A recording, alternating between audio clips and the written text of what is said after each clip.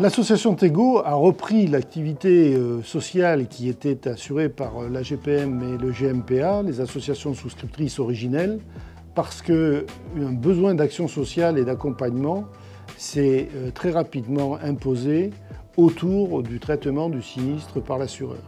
Et aujourd'hui encore, nous avons un dispositif grâce au réseau des délégués entraide et au plateau technique d'assistance à distance, les moyens d'accompagner nos adhérents qui sont touchés par un sinistre. Donc c'est la première activité sociale de Tego, c'est l'activité historique et bien évidemment nous continuons à l'assurer. Pour autant, nous sommes aussi capables de faire une action sociale déconnectée du sinistre d'assurance et nous aidons individuellement ou collectivement tous les ressortissants du ministère des Armées et de l'Intérieur lorsqu'ils connaissent des difficultés.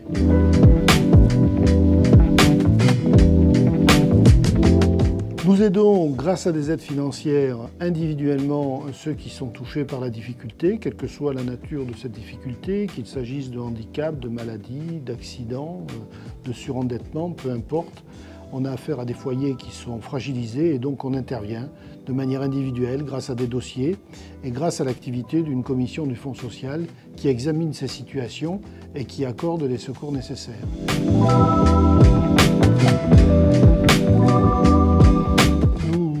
Nous avons également une action en direction de toutes les associations, tous les organismes, mutuelles de livre 3, fondations, qui se consacrent de manière désintéressée, dans un esprit associatif, au soutien des militaires. Ça peut être l'aide aux orphelins, ça peut être l'aide aux veuves, ça peut être des aides ciblées sur les marins, sur les aviateurs, sur les militaires de l'armée de terre, sur les gendarmes, peu importe. Toutes ces associations concourent à réaliser l'objet social que s'est fixé l'association Tego. Elles deviennent nos relais d'une certaine façon et nous les soutenons bien évidemment. Et enfin, on a aussi une activité de mécénat qui nous permet de soutenir des projets ou de financer complètement des initiatives qui, là aussi, nous permettent d'être au soutien des ressortissants du ministère de la Défense et du ministère de l'Intérieur.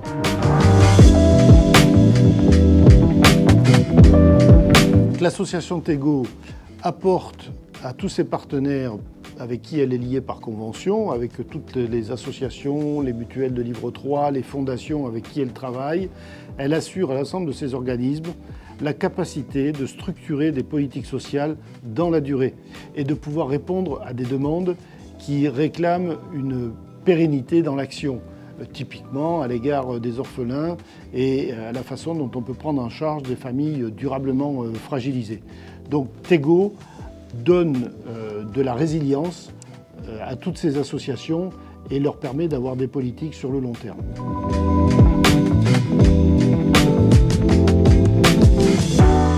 L'action sociale à l'égard des militaires a depuis très longtemps été pensée de manière collégiale. C'est-à-dire que pour apporter une réponse complète aux militaires qui se trouvent dans la difficulté, en réalité, on fait fonctionner plusieurs acteurs. Plusieurs acteurs interviennent. Il y a l'État, bien évidemment, avec l'action sociale des armées, avec les dispositions statutaires, avec les moyens qui sont les siens. Mais pour autant, il est nécessaire de faire jouer d'autres acteurs pour que le militaire soit complètement pris en charge. Alors évidemment, les fonds de prévoyance, mais aussi les assureurs privés et bien sûr toutes les associations qui se consacrent à cette cause. Et pour que le militaire soit parfaitement mis à l'abri, il faut absolument que tous ces acteurs interviennent. Donc la prise en charge sociale des militaires est une affaire collégiale. Elle a été pensée de cette manière-là, elle est bâtie de cette façon-là. Et c'est pourquoi il y a un devoir pour les associations, et notamment pour l'association Tego, de se donner les moyens d'être présents et d'être durablement présents dans cette mission sociale partagée.